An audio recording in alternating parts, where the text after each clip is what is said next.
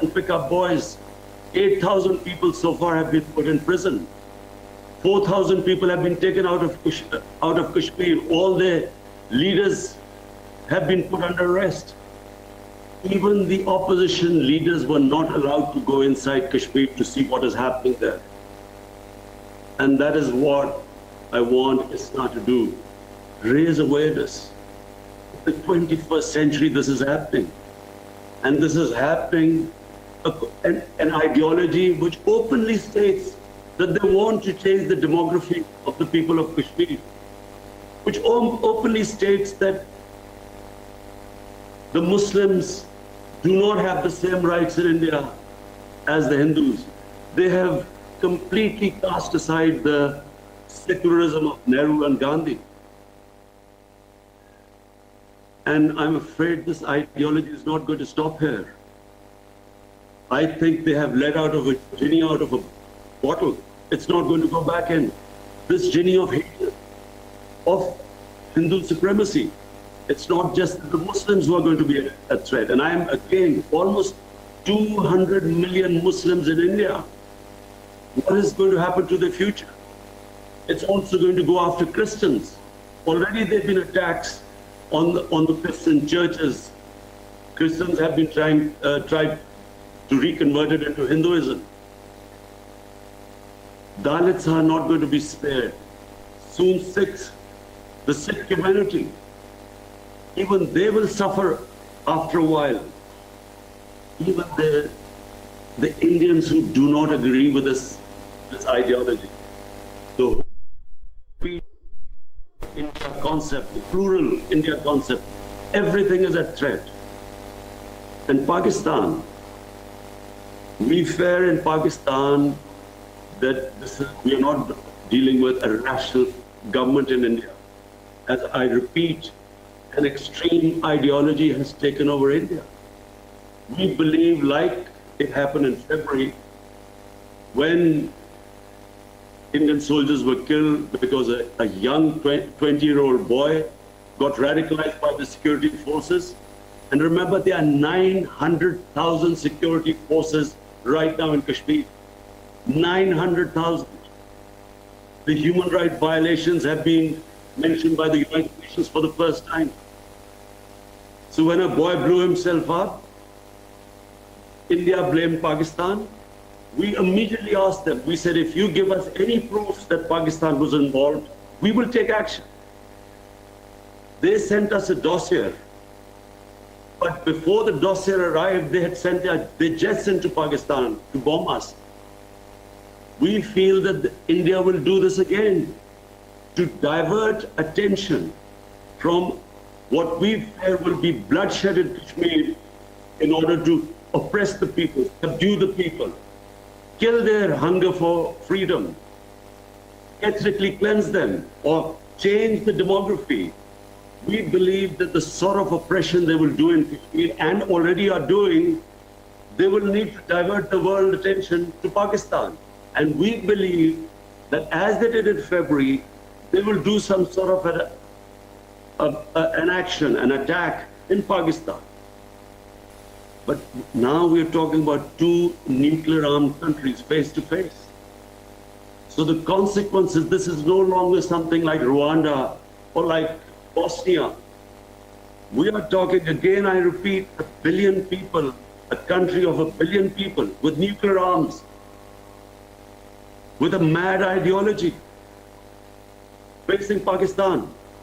What will happen once this, if a similar sort of attack happens, Pakistan will retaliate?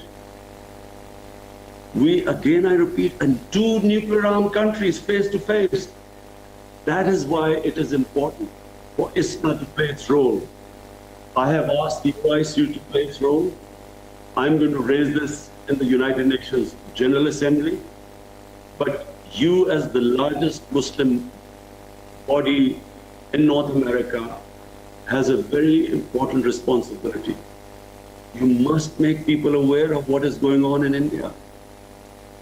This image of India so far of a land of peace, a land of gurus, of karma, a land where, of plural secular values, It is no longer that India anymore. The previous Home Minister of India, which was the Congress Home Minister, his public statement that in the RSS camps, terrorists are being trained. There are 4 million members of RSS. They are very similar to the Hitler brown shirts who went around terrorizing people. Judges, media, opposition, minorities. This is what is happening in India right now. Any opposition to this RSS ideology is squashed. So therefore, in conclusion, after repeating what I feel is your role, I would also like you to tell the world what is the difference. I keep telling the world what is the difference. In Medina, Riyasat, what was the sunnat of their holy prophet? How did the prophet treat the minorities? There was the institution of Medina. There was the written covenant with St. Pancras Church, which I believe still exists, where the prophet said that we will protect your places of worship till the day of judgment. The Holy Quran saying there's no coercion in religion. You can't force people into religion. We have a responsibility in the Quran to respect sacred entities of other religions. The famous incident of Hazrat Ali as Khalifa, as the head of state of Medina, he loses a case against a Jewish citizen. The court did not accept the testimony, apparently, of Hazrat Ali. Even now, you cannot picture this in the Western society where a minority wins a case against the head of state. But that shows that the status of minorities was equal. They were equal citizens, equal rights.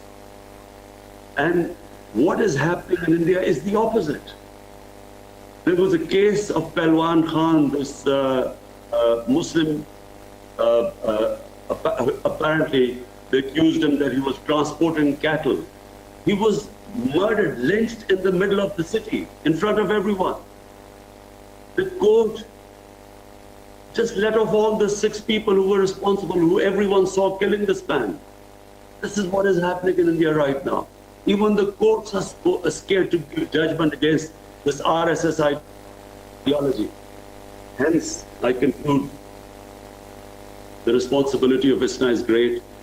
You should raise this awareness. You should raise your voices. You should approach your members of Congress, senators, make them understand what's happening. Meanwhile, I'm trying my best, as I've spoken to the head of states of Muslim countries. I made them understand that what we are dealing, I repeat, is an ideology. You can't reason with this. In India, and I repeat, India is at threat. All the people, intellectuals who oppose this, and I know India.